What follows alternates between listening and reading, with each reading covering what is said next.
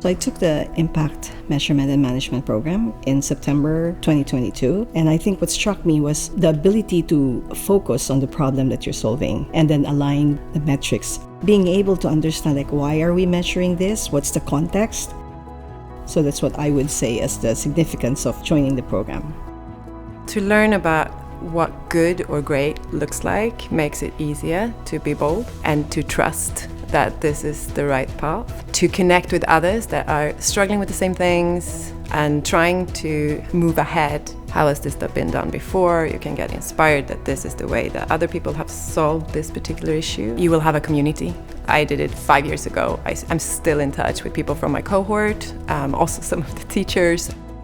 So to ask it in a community with diversity when it comes to absolutely everything is hugely valuable. Then you have something to guide you.